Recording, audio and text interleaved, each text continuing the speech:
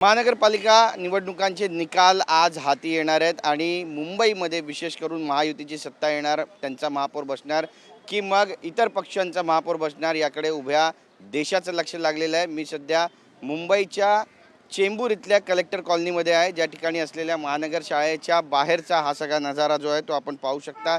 लगबग वाढलेली आहे कर्मचाऱ्यांची आणि त्यासोबतच पोलिसांची, प्रत्येकाचं ID कार्ड या ठिकाणी तपासलं जात आहे। आपण पाहतोय या ठिकाणी प्रभाग क्रमांक 145 ते 155ची जी काउंटिंग आहे ती सध्या या ठिकाणी सुरू आहे आणि त्यामुळे आपण पाहतोय की मोठा पोलीस बंदोबस्त जो आहे तो सुद्धा या ठिकाणी तैनात करण्यात आलेला आहे। आपण जर पाहिलं तर प्रत्येकाला वेळ देण्यात आलेली आहे। प्रभाग क्रमांक 145 आणि 146ला 10 वाजताची सकाळी वेळ देण्यात आलेली आहे, म्हणजे 10 वाजेपासूनच ही काउंटिंग जी आहे ती स्टार्ट होणार आहे आणि पहिले 145 आणि 146चे जे निकाल आहेत ते हाती येणार आहेत। यानंतर 147 ते 148चे निकाल अंदाजे 11:30 वाजता येणार आहेत आणि त्यानंतर 149 ते 50चे अंदाजे दुपारी 1 वाजता, त्यानंतर 151 ते 152 प्रभागाचे अंदाजे दुपारी 2:30 वाजता या ठिकाणी कल हाती येतील असं बोललं जाते।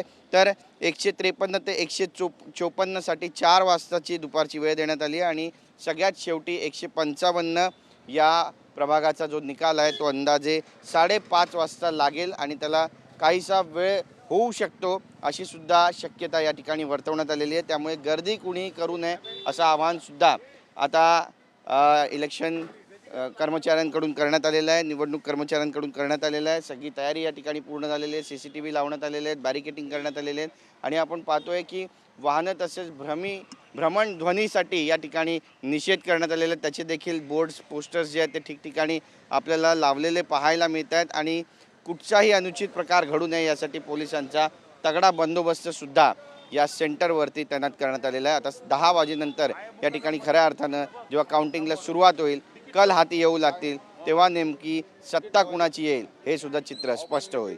Camera person Yogesh Sawant, Girish Gaikwad, TV9 Marathi, Mumbai.